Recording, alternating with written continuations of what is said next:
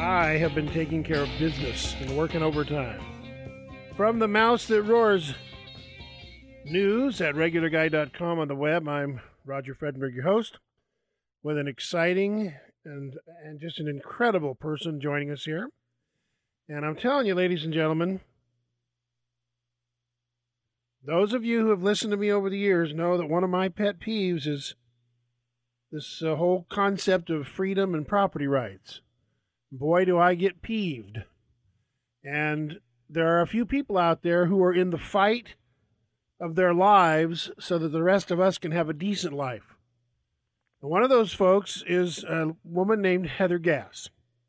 Heather has been on a quest to help people defeat, by training them and talking to them and helping them get a clear picture, trying to defeat the rulers of the ruling class in the new red Chinese-controlled America, or is it UN-controlled through Agenda 21, whichever. Heather Gass has an incredible outline, a way for you to fight back and win. And we're going to meet her now. Heather, it is a pleasure and welcome aboard. Hi. Hi. Thank you so much for having me. Heather, I noticed that you used the term Delphi. What is the Delphi? The Delphi technique was developed by the Rand Corporation. I think it was in the early 50s, or late 50s, maybe early 60s. But anyway, it's a technique that's used in meetings with trained facilitators. There's a predetermined outcome, and you basically build a false consensus around a predetermined outcome. So it's an illusion. It's a technique that gives the illusion of public input when there really is none. That you have choice, but you don't. It's a really manipulative tactic, and it's used in public visioning workshops, any type of public workshop where they're coming up with some idea that they actually already know what they want to do, and they just want you to have public buy-in. They need to do outreach. And they also use this in our schools against our children. All right, give me an example of each. Give me an example of, this is not happening at the city council meeting, right? Well, to some extent it is. They don't want your input. They ask for your input, but they don't want it. At a city council meeting, it's not a true Delphi because there isn't a paid training facilitator running the meeting. We have our elected officials running the meeting, and they give you your 2 minutes, and then when they don't want to hear what you have to say, they just shut off your microphone or tell you to sit down. In a Delphi visioning workshop, they have actually paid and trained facilitators, crowd manipulation, crowd control, groupthink. These individuals are trained to isolate you, ridicule you, pick out the people that are dissenting. They have techniques that they use to shut you down. It's almost like the political correctness that's overtaken California, where you're not allowed to speak about the things that really matter. You're not allowed to talk about politics and religion because we might offend somebody. That's the Delphi. They use these methods to shut us down. And when that doesn't work, they call you names. So, and as conservatives and people who just generally don't want to, feel uncomfortable and being confrontive, we shut up and we clam up and we shut down. And that's exactly what they want to happen. And in these meetings, they have shills and stakeholders, people that seek to benefit from the process or the outcome from the process. And these people are planted in the room before you even get there. So it's really a charade. In fact, some of the meetings that are called charrettes. All right, so the Delphi is a technique. Right. And the technique is that these change agents, or whoever they are, they're trained to use kind of a bully tactic to make people feel afraid to stand up and say what they really feel or what they want, or is that? Yeah, they will use those tactics on you. The crowd that's there is also knows what's going on. So the people that are the shills and the stakeholders inside the room are plants. Okay. And they know what's going on as well. Who are these people? Who trains them? How do they come into being, these folks?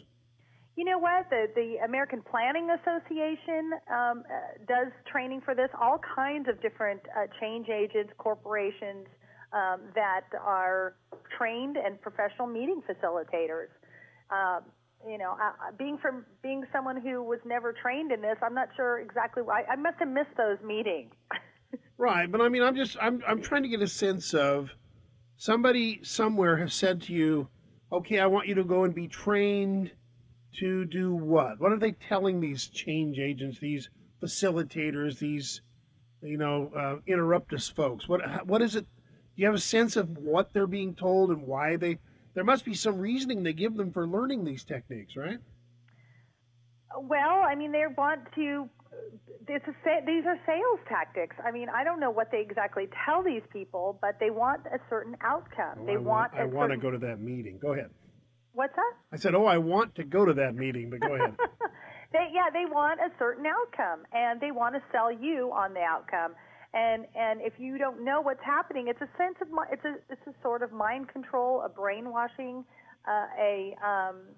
it's crowd manipulation. And unless you are aware and know what's happening, it's so subtle in a lot of cases. They don't have to ridicule you and shut you down because they've used so many of these techniques.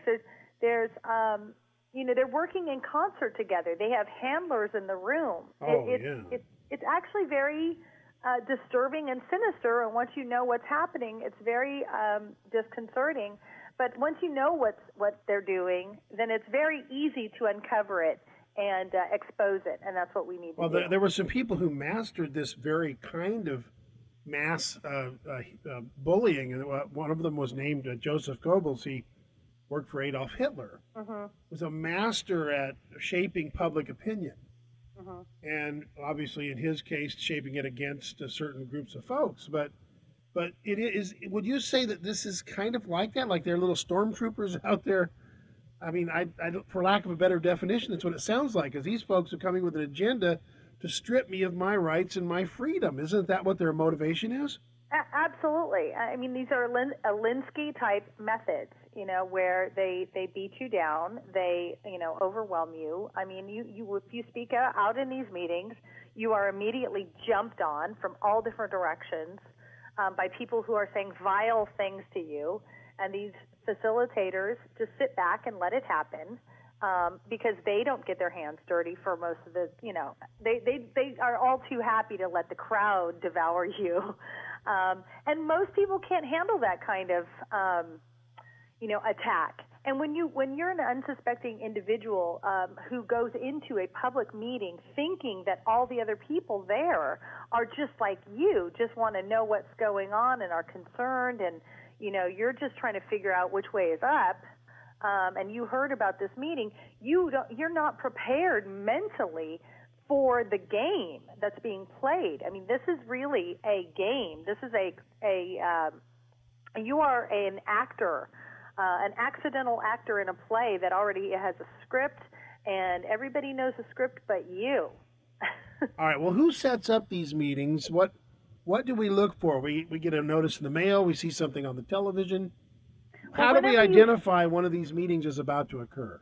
Well, they're happening all the time, and mostly you look for the terms like visioning, public workshop, outreach, open forums. Anything. It's anything that's kind of quasi-governmental, but it's not. It's one of the things that the government, our legislatures are now doing, is they're hiring these trained facilitators to run these public outreach meetings, so they don't have to get their hands dirty. They get the outcomes that they want, that people feel like, they're duped into thinking they actually had input into some process. And then the staffers come back and basically inform them what happened, and they all vote whatever way they want anyway. Right. They make up the results. So why have the meetings at all? Because it's part of the public process, because it's the law. For instance, in California, SB 375, which is Senate Bill 375, which calls for stack and pack housing next to mass transit as our sustainable community strategy. That law requires that they hold so many public input series or workshops or informing processes. And so it's built into the bill.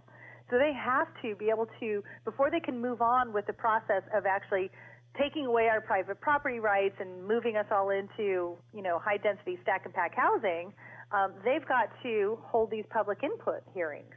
And so they do it through these trained facilitation charrettes so that they can check the box and move on. And really all they're doing is putting on a dog and pony show so that they can check that box. All right, so I'm looking in the paper, I'm listening to my local radio station, a community, a bulletin board on television, whatever, and I identify one of these meetings. Now what do I do? Well, you don't want to show up alone. That's for sure. Because they will have a room full of people, depending on the size. They may have, sometimes 15. Who knows? Sometimes 200, a room for 200, and half of the people there are developers or whatever, depending on what it is. Maybe bicycle coalition troops or social justice advocates, etc. You don't want to go alone. You want to get trained. You want to.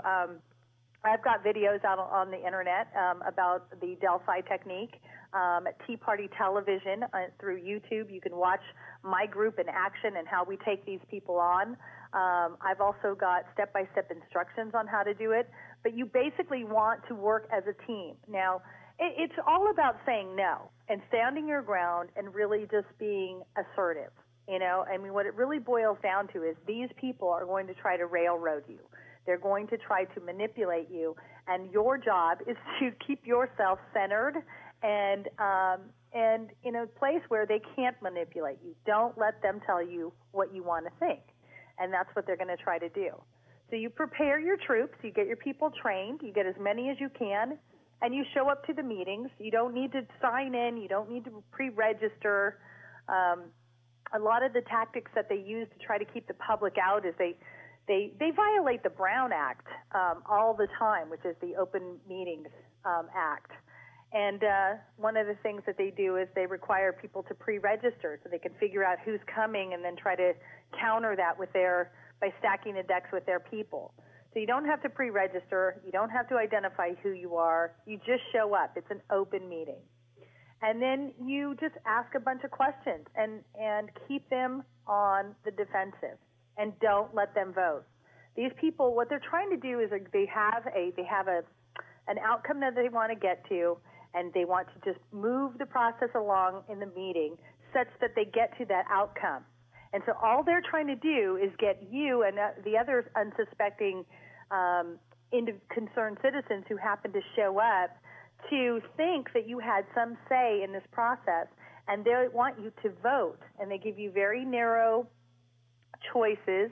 All the choices are ambiguous, but they're all meant to lead to the same conclusion, whatever conclusion they want. Right. Whether it's widening a road or, probably not widening a road because they want to get rid of roads, but whether they want to build stack and pack housing, whether they want to create roundabouts for traffic calming, whatever it is they're trying to do, that whole voting process, they will introduce a voting process that's designed and geared to get you to vote for what they want.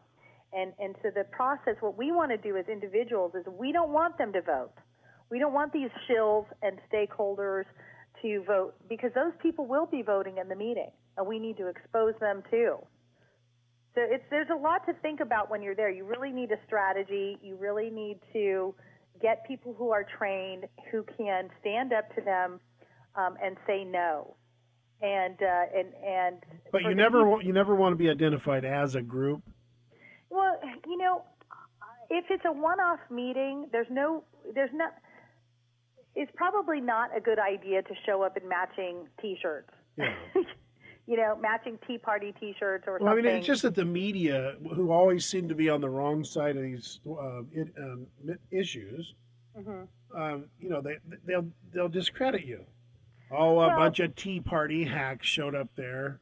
A bunch of anti-American, racist white people showed up. Whatever, and right. Then so you need to be, I think, not anonymous necessarily, although that may be beneficial in some cases too. But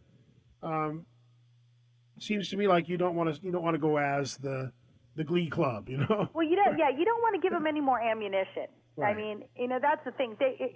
When we show up to these meetings, we don't show up. We show up as we pretend we are just concerned citizens, which is ironic because that's what we are. But we have to pretend. And again, you have to remind yourself and the people that are going to these things that this is a game. This is you are entering into a fake meeting, a rigged meeting, a meeting that has actors in it that already know what's supposed to happen, and you're there to bust that up. And so if you come in looking as if you're part of some formed group, necessarily they'll be able to say or marginalize your input into the process, and just they'll use the media or whatever to say, well, there's this group, even if it's not true. So, what I like to do is send people in. If it's a one-off meeting, you go in separately, you leave separately, you don't make eye contact. Of course, you've trained these people and they know who each other is ahead of time. They meet down the street, so they know who the friendlies are. So that when you're in these meetings and you're asking questions and you're challenging the facilitators and the people who are spouting off all of these communistic, anti-property rights babble, psychobabble, they think that they have an overwhelming opposition out of nowhere, and it's not an organized group, and that's the best way to break up one of these meetings. Now you talk about in very specific terms 2 different kinds of meeting styles: a round table and a theater. Explain that a little bit. Okay, so there's depending on what the meeting room is set up like, will depend on how you want your anti-Delphi forces to seat themselves. So, and you won't know what they're going to have the room set up as. So if it's a theater-style room, you want to position people in a diamond shape. So knowing that you've met people, who's in your group, and when everybody shows up individually or, on their own, they're going to just kind of know where to sit in a diamond shape throughout the room and then fill in on the corners. And that's just so that when you do start asking questions, the shills and the stakeholders that are all over the room will have to be looking around the room, and it just disorients them. It gives your group an appearance of being bigger. And also, you want to have people standing up. You want to have people walking around holding signs, whatever that sign is. If you're at a high-speed rail meeting and you don't like high-speed rail, then, have no high-speed rail or whatever it is. Or this is a rigged meeting. These great signs that say, this is a Delphi meeting, because those people know what's going on. And when you start actually calling them out on the process, they get very nervous. So now if you have individual tables, so you have, let's say, round tables or square tables, usually when you walk into a meeting, you want at least 2 of your friendlies at each one of those tables, because I can guarantee you that the facilitators are going to have at least 3, maybe 4, if not more, at the table. Now, if you have more people, of course, fill in wherever you want, but you don't want one person at a table that can't handle a bunch of stakeholders and shills yelling at them. You want to kind of group together. You want to pair up with somebody who can handle the opposition, like myself, and with someone maybe who's a little bit more soft-spoken, because you can kind of then do a good cop, bad cop thing too. So, I can be, standing up asking a question, and when they start pouncing on me and telling me to, shut up and sit down, the person next to me or at another table who's kind of quiet could be saying, gosh, I really want to hear what she has to say. I really wish they wouldn't, yell at this person. And so there's definitely, a way to handle this and expose them. And then just keep throwing the light back, shine the light back on the facilitators and the people that have bad behavior there. And one really important thing is, whatever you do, you need to have a videographer. It doesn't have to be professional. You can do this on an iPhone. Of course, having someone there with a camera who has a tripod would be great, but you definitely need to document these things, because I found that even though the meeting itself was documented videographed by the people that were running the meeting, and they were supposed to be putting it up on public access. It went so badly, the videographer said, this will never see the light of day. And so thank goodness we had brought our own videographer. And so we've been able to expose, by putting these up on YouTube, what actually happens and what these Delphi meetings really look like in action. All right. So you're let's say you're sitting at the table, and what happens at the tables? Is it somebody up front at a podium, and the people at the table are just there like at a dinner, or are they talking about it at the table in groups? How does that work? Well, usually when you walk in, there's a facilitator, one or two facilitators up at the front at a podium. There's already a facilitator at each table if they're separate tables. And then there's handlers. There's all these like 20-somethings or whatever that are standing around the room that are part of the process but haven't engaged, and they kind of like wait until somebody starts dissenting, and then they start moving around and getting closer to that person or filling in. And but when you walk in, you go sit down. If it's a round table, you want at least two at a table. You sit down and you start asking questions. Start interviewing the people around you. Find out who they are. This is before they know that the meeting has started. Start asking them, so, where do you work? Oh, you're a developer. Oh, you're a planner. Oh, so you live, 50 miles from here. Find out if they have kids. Find out as much about these people as possible, because once the meeting starts, you can later on be using that information against them. Because if there's voting going on, and they'll have clickers or little cards or chips, tokens, they use all kinds of little games and stuff like that, busy work, to vote. If these people are voting, and these are actual stakeholders, the people that have been involved in the process over, who knows how long, a year before, and already had their input, they shouldn't be voting. These stakeholders and people seek to benefit from the outcome. You can be calling them out on this, right. But if you didn't ask the questions ahead of time, you wouldn't know. Yeah, and so then you could say, well, are you going to profit from this? Are you going to benefit from this? Exactly. How much money are you going to make off of this? Are you and your kids going to live in this neighborhood? That's are right. you going to ride the rail? You don't even live here. Oh, you're from Canada. Oh, Yeah, right. No, that's clever. Do you find that it's hard to get people that will stand up and do this stuff to counter this insurgency, I call it? You know what? I used to, because people were scared, and it's a very difficult thing to do. Not everybody can get up and, ask the difficult questions and stand up to these people. But like I said, we can use good cop, bad cop. We can use those people who are soft-spoken to help back us up. But I did initially find last year, about a year and a half ago, is when I went to my first Delphi meeting. And literally, I got a bunch of patriots together, and we met at the pizza shop. And I didn't know what I was doing. I just knew this is what we're going to do. We're going to go in, we're going to bust this meeting up. And we had a brief strategy session, maybe a half hour, and then we went and did it. And it was successful. And since then, I've developed all of these techniques. And what I did was I made it my mission that in California, in my area, at least in the 9 Bay Area counties, where we are being affected by private property rights, land grabs, and all of these things through this One Bay Area process that's been going on, I made it my mission that the next time that these people were coming to town with their charrettes, that not just my county, but every one of the 9 Bay Area counties would be ready to fight. And so literally almost every weekend for the past year, I have been going and speaking in front of groups. I do 3-4-hour sessions where, I teach them all of this stuff. I show them videos. We role play. And these videos, showing them the videos of what my group has done and how we're affecting our meetings has really helped people. And across the nation, I get other groups that have watched our videos and have gotten our step-by-step instructions, and they go, gosh, we see that, we see you guys doing it, just average citizens doing it, and we know that we can do it, and now they're doing it.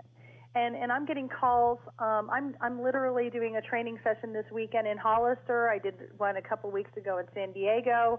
I've got groups in Missouri.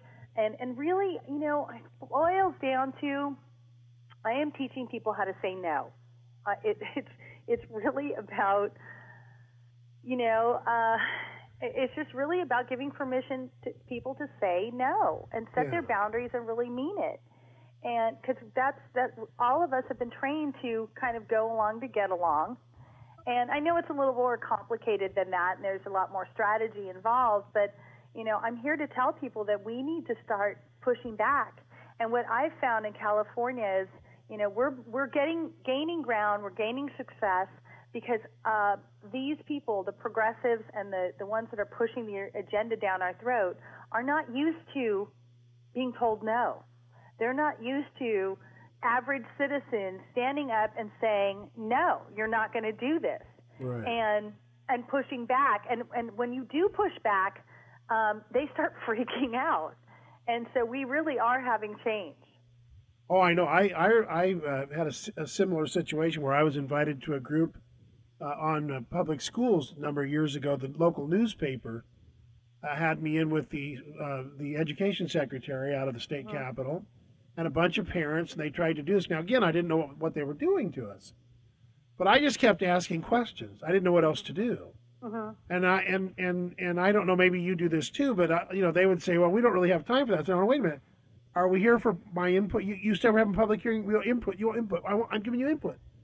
Let's have you say you want to hear what I have to think or say. Let's hear it. I mean, are you a liar? Tell me now you're a liar. Then you said you want me to come here and you want to have a dialogue. You want to know what I think. Let's. I'm asking questions. I'm trying. You want to inform me and let's answer. And they just freaked out. They don't. They don't want. So, and I think to make your point, what's the point of having us there to get our input if they don't want it? It's to check the box. No, but I mean to challenge them publicly about that.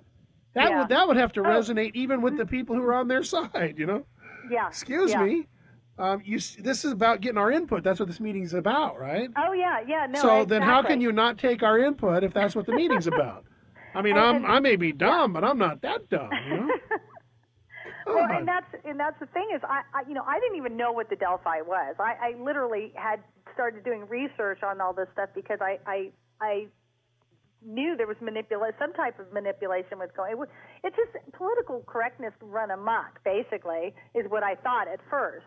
And when I started digging in, I realized that there's this actual technique. And so, all I've done, I haven't had any formal training. All I've done is it's common sense, like you said. I'm not that. I'm not dumb. You asked me for input. I'm giving it to you. You don't like it? Too bad. Yeah. Well, I mean, you just have to be persistent. You just have to stay on point. You just have to stay on message. And what they do is they try to shut you down, tell you you're off message, off topic. We don't want to hear you. Move on. We're running out of time, and what you have to do is, as a citizen and a group, is counter every argument that they had. Just keep going on. Just keep going. Yeah, relax. We'll give you all the time you need. Yeah, exactly. We'll stay here all night for you to explain this garbage to us. Exactly, and then call them on what they're doing. Well, you asked for this meeting. It's a public meeting. You don't want our input, and they hate that. What is the reasoning for trying to bring people to a consensus? Why is that important? Well, they have to get our buy-in. They have to be able to say that, see, everybody agrees with this, but consensus doesn't really mean consent. It just means a lack of objection. So it's not really, you're not consenting to this, you're just not objecting. So as long as they can keep you moving forward in the process, even though, you may not agree, they just want to get through the process and show that they had some type of public buy-in. And they'll cook the books any way they can, as long as we're not on top of them exposing it. And that's the thing is, some people say, well, why even bother? If it's predetermined, if what you're saying is this is going to happen no matter what, and this is all a charade and it doesn't mean anything and this is just fake, then why bother? Well, because if we don't say anything, we are consenting. And it will go through no matter what. And what I've found is they haven't had the pushback. So we need to push back and push back hard because they may think that this is a predetermined outcome. But what we're doing by forcing them to talk about this, explain it, give us information, expose it, and expose the fraud, and then we're following it up with media and YouTube videos and all of this stuff. It's forcing this issue out in the open, and it's actually exposing it. And we're making headway, and we are also getting other groups to oppose. I've got Sierra Club people. The far left is calling me saying, we've seen your videos, and we know this isn't about the environment. Right. We think this is wrong, and we want to help. Wow. And exactly. And so I work with anybody. But the point is that it's only a predetermined outcome if nobody shows up to counter. What are some of the questions that you can ask to help take control? Well, let's see. To help take control. I mean, we can stand up, say no. This is not what we're going to do. Whatever they want you to do. I mean, in the general sense, whatever the meeting facilitators want you to do, you want to do the opposite. You want to upset their apple cart. If they want you to split up into, if you're in one big room and they want you to split up into two groups and two separate rooms, refuse. Say no. We're not going to do that. I can't hear everybody's questions. Start demanding what you want. This is a public meeting. We are not going to split up. We are not going to vote. We don't have enough information. You need to say no. And just keep speaking up and have people backing you up. You can, if they say, well, let's vote and see who wants to move on, and they'll do that. They'll go, okay, everyone raise your hand who wants to move on. And, of course, all the shills and the stakeholders will vote to move on, and they won't vote to see who doesn't want to move on. So you need to say, no, excuse me. Who wants to hear the questions and have your own vote? So just keep countering what they're saying, and don't let them hurt you. They will try to isolate people.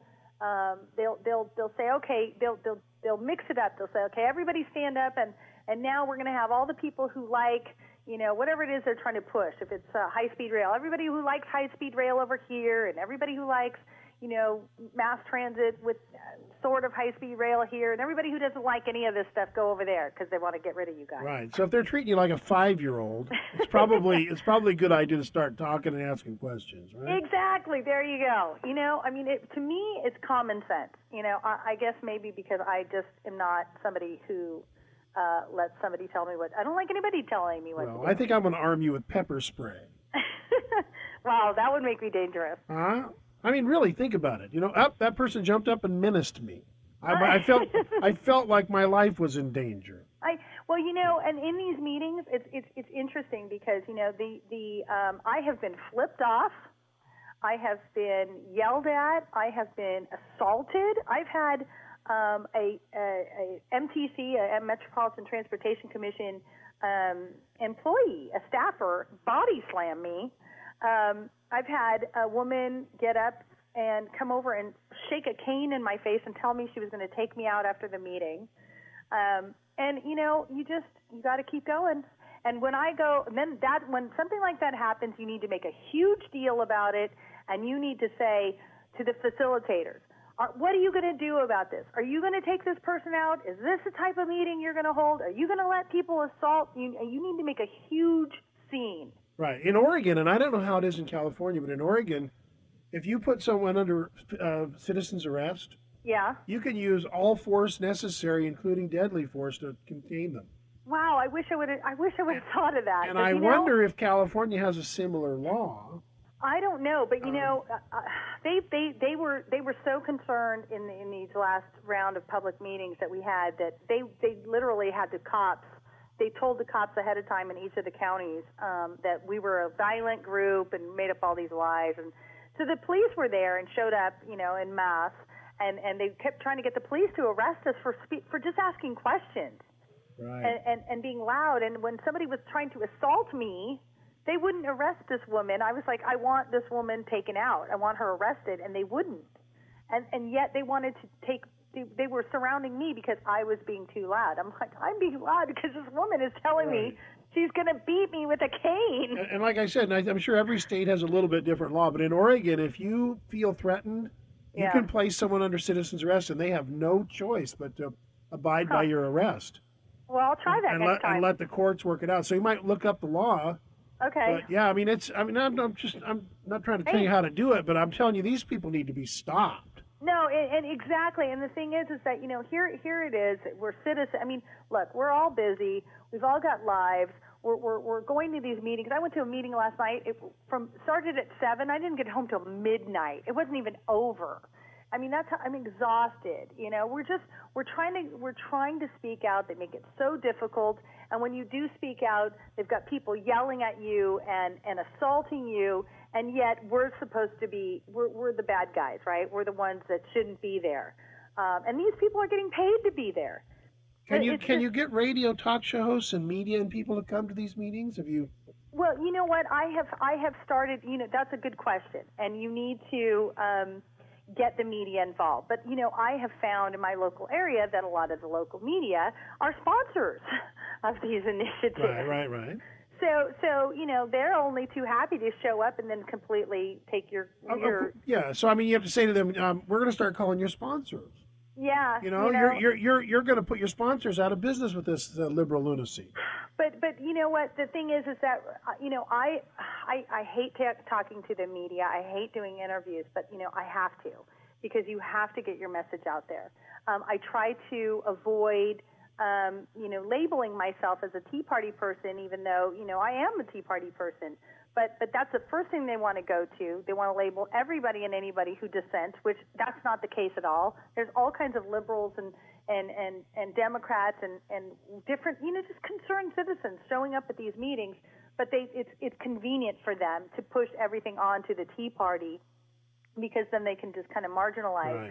Right. But that's also why I say we must have our own videographers. We must have our own outlets for information. And as soon as when we go to these meetings, we take our own videographer, and they can't stop you. I want to make sure that people understand that they may say, oh, you can't bring that camera in. Tough. I mean, they've told me that. Now, tough, I'm bringing it in. It's a Brown Act violation. You have a right to take pictures and video in a public meeting, in a public forum. So they can't stop you. And that has been a really huge benefit in getting and exposing what's happening, is making sure that our videos get out. And then we send those to the media. And we also have been blogging. And while we're in the meetings, we take our own videos, we tweet them, we Facebook them. I mean, this is a full-on assault with the with social media that we're trying to do. I think I would be asking these people, are you trying to overthrow the United States government?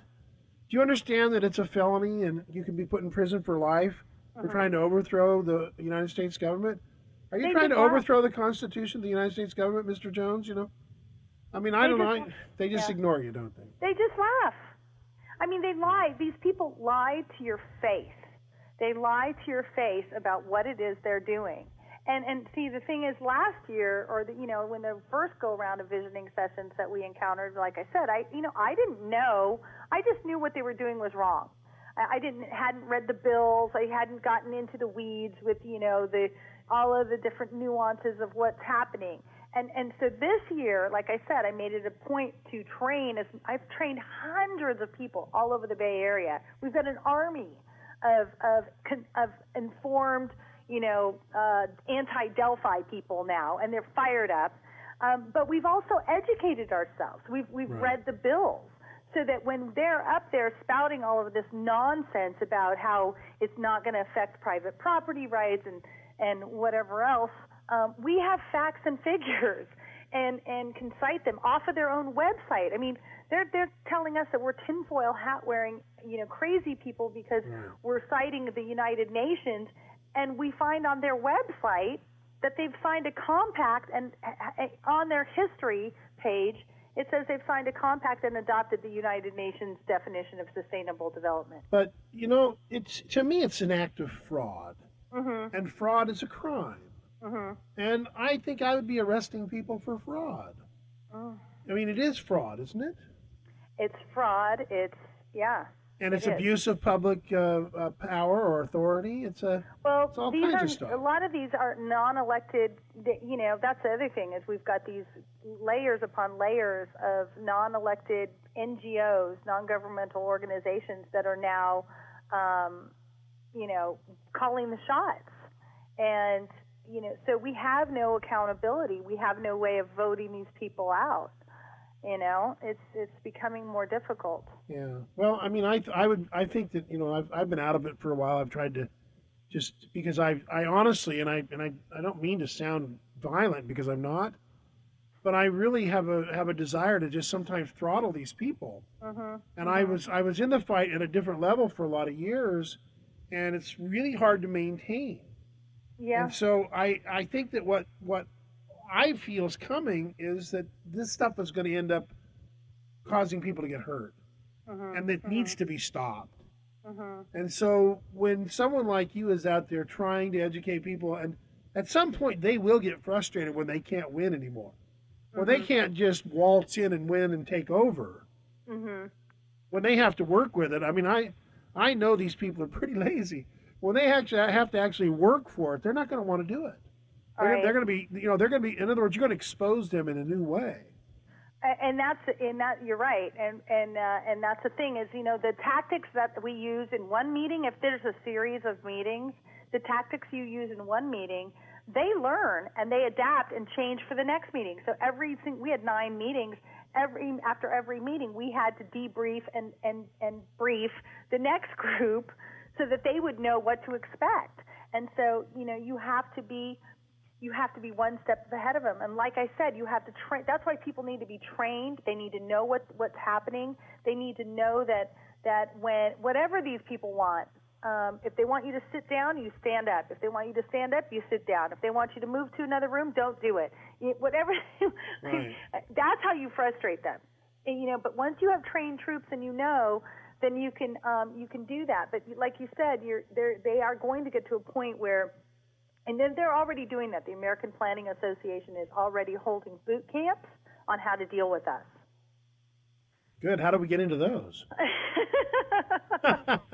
I know it's terrible. It's. I consider it a compliment that they're having to waste time and energy and on boot camps and trying to figure out how to deal with that. I know you don't want to be called a hero or heroine or whatever the proper term is, but I can tell you that I know folks are looking at you in that light. You are a breath of fresh air, Heather, and there are those of us out here who really very strongly appreciate what you're doing. We want to find more, better ways to support you and the effort that you've undertaken.